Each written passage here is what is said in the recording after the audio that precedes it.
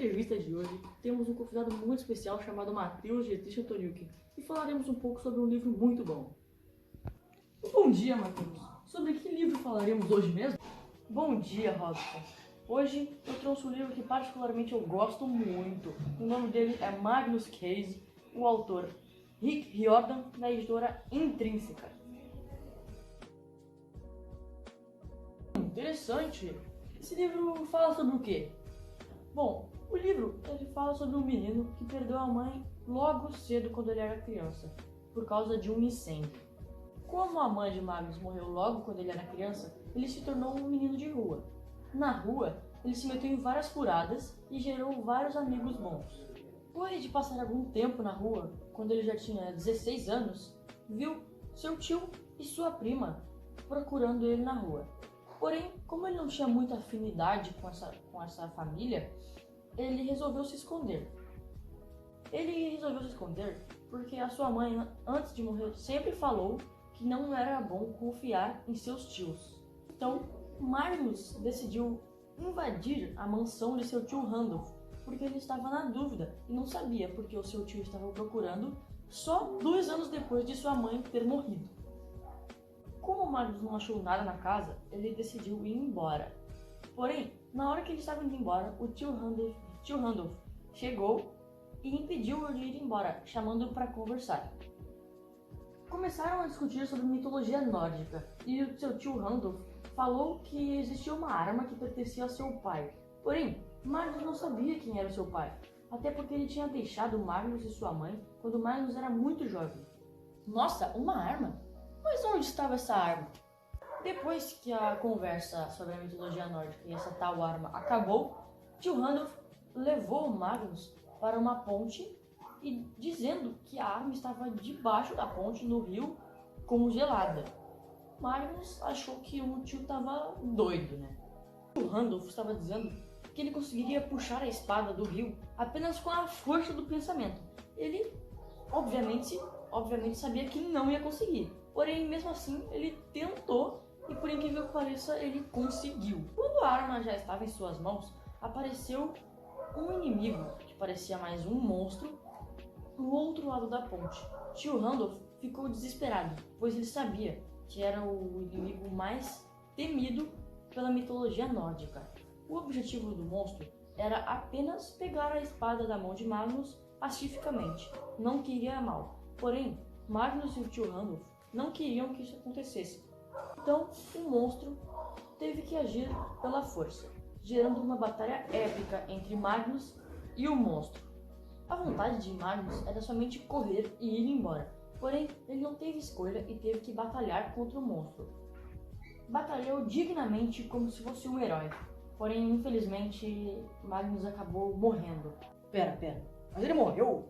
Ou seja, já acabou a história? Claro que não acabou. Depois que ele morreu, a primeira parte da entrevista e do livro acabou aqui. Porém, se você quiser saber o resto, continue nos acompanhando ou compre o livro você mesmo. Bom dia, boa tarde, boa noite. Meu nome é Milena Kurtz e hoje eu vim contar para você a resenha da história Anne de Green Gables, que foi escrito pela Lucy Maud Montgomery. Eu espero muito que vocês gostem dele.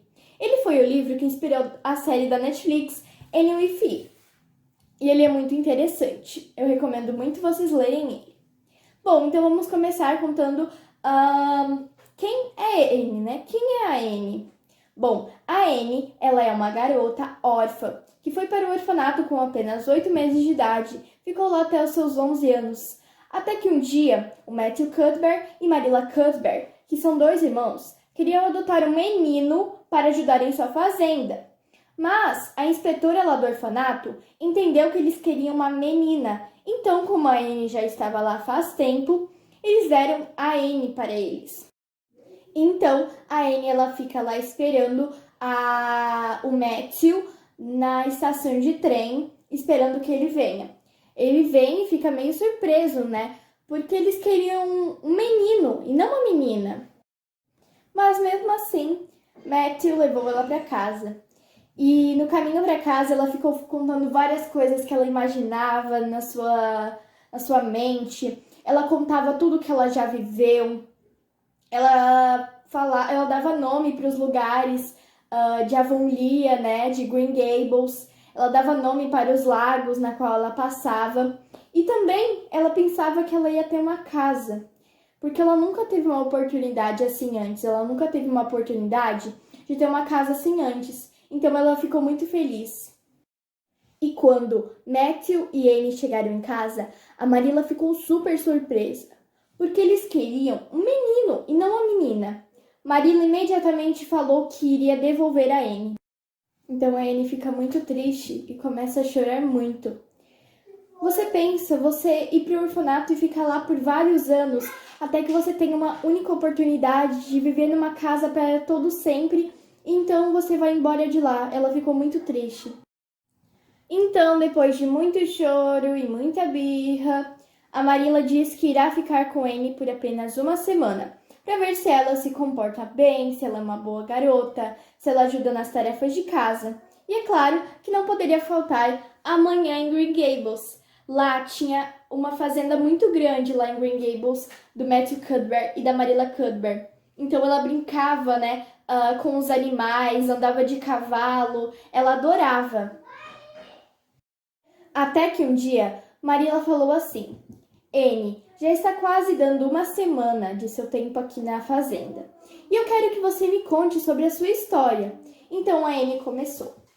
A Annie, ela tinha pais quando ela nasceu, eles não abandonaram ela.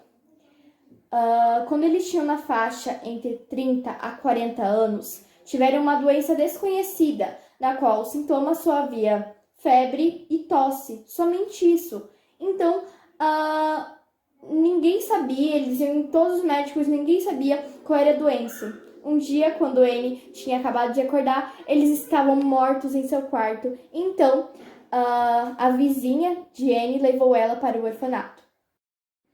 Depois que a Marilla ouviu a história, ficou muito triste. Mas temos um lado bom. Lembra que eu falei que a Annie ia ficar uma semana lá? Então, essa semana passou. Chegou o domingo e então Marilla tomou uma decisão. Marilla e Matthew tomaram uma decisão de que iriam ficar com a Annie, então ela ficou muito feliz e abraçou os dois naquela mesma hora. Assim como todo mundo tem melhores amigos, a Marilla também tinha. Ela também tinha a senhora Rachel Lynde, que era a melhor amiga dela. Um dia, a senhora Rachel Lynde falou: Então, Marilla, você adotou a Annie e eu quero conhecer ela. Então, a Marilla convidou a senhora Rachel Lynde para ir até a sua casa para conhecer a Annie. Quando ela chegou lá, ela falou para a Annie que ela era extremamente magra, que ela era horripilante, que ela era muito feia, que era para ela lavar o rosto porque aquelas sardas pareciam sujeiras e que seus cabelos eram horríveis. Então, naquele exato momento, a Annie ficou muito triste, começou a bater o pé, falar que odiava a senhora Rachel Lynde, que não queria perdoar ela pelo que ela havia feito. E a senhora Rachel Lynde fica totalmente horrorizada. Mas a Marilla não podia deixar assim. Ela não podia deixar a Annie falar daquele jeito, deixar ela sem educação. Então, a Marilla deu um castigo para a Annie, que era ela ficar dentro do quarto dela, até ela pensar em pedir desculpas para a senhora Rachel Lynde. Passou 1, 2, 3 semanas e nada da Annie pedir perdão para a senhora Rachel Lynde. Então, o Matthew, escondido da Marilla, foi até o quarto de Annie do sótão do leste e falou: Annie, você não acha melhor acabar logo com isso? Você não acha melhor pedir perdão logo para a senhora Rachel Lynde e então sair para brincar?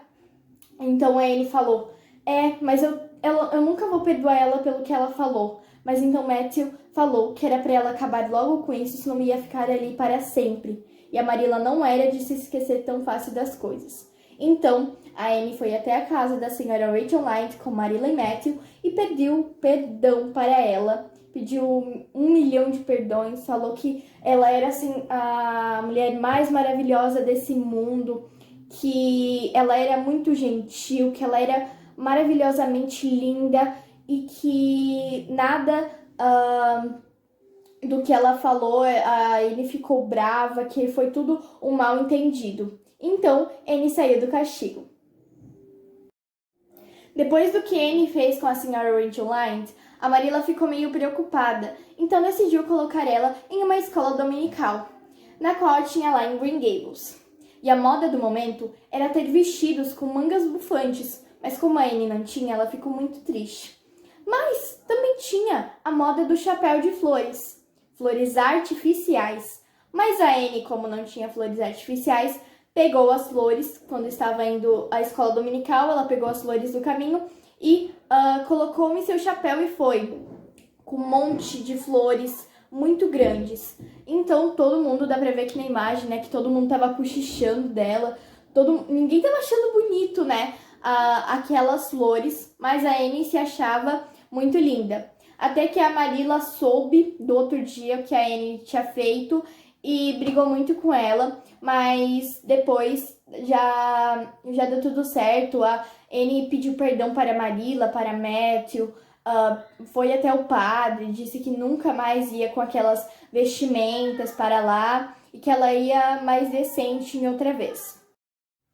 Nesta escola dominical, ela conheceu uma garota chamada Diana e ela morava bem pertinho da casa da Anne.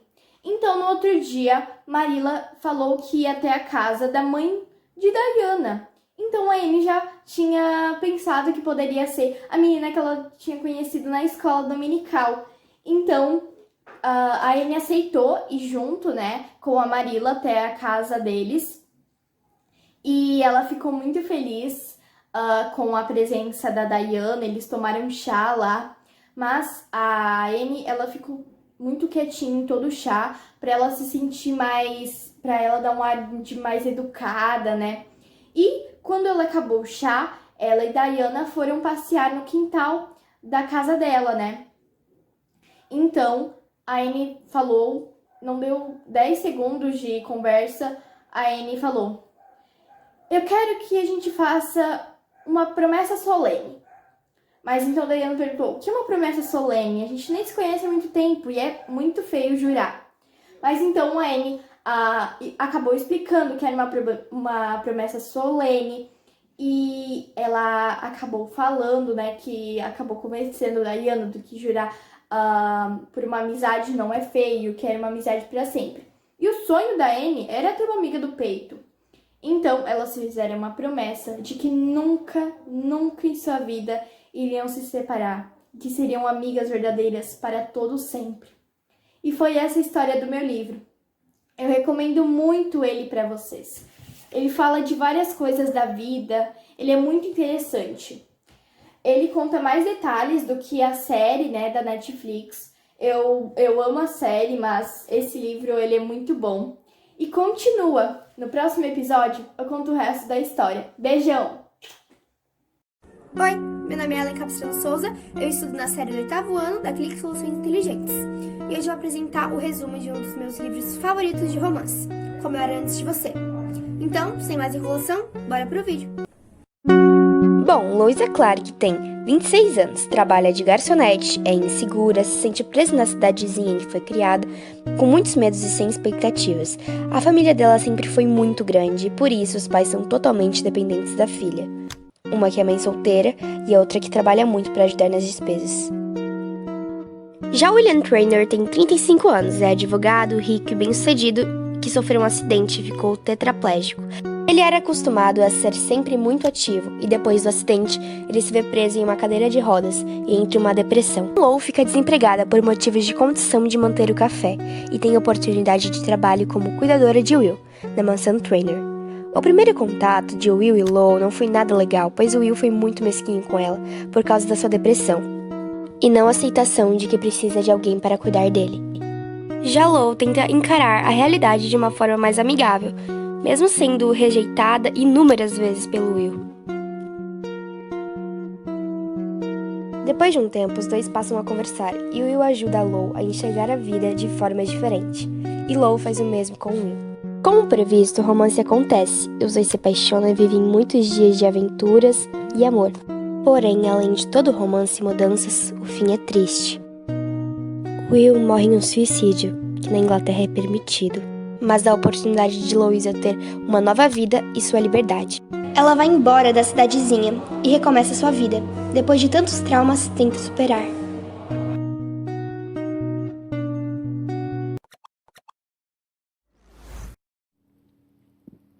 Olá, meu nome é Maria Paula, sou aluna do primeiro ano do ensino médio do Centro de Ensino Clique Soluções e vou contar a história do livro Dom Quixote.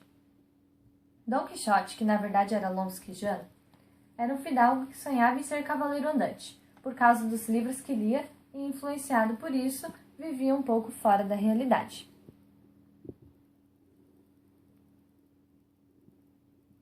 Para ser cavaleiro, ele dizia que tinha que se encontrar com um outro cavaleiro. Então pegou um cavalo que, de tão magro que era, só tinha pele e osso, e saiu por aventuras.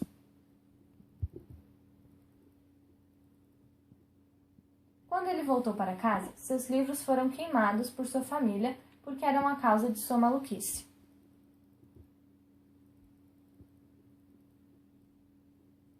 Juntamente com seu escudeiro Sancho Panza, saiu por aventuras. Lutaram contra algumas pessoas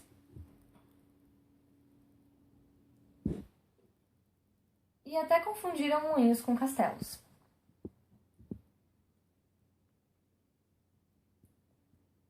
Em uma de suas batalhas, ele duela com outro cavaleiro.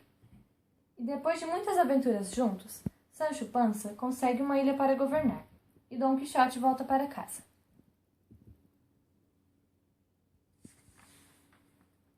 Dom Quixote adoece e, antes de falecer, consegue voltar à sua consciência.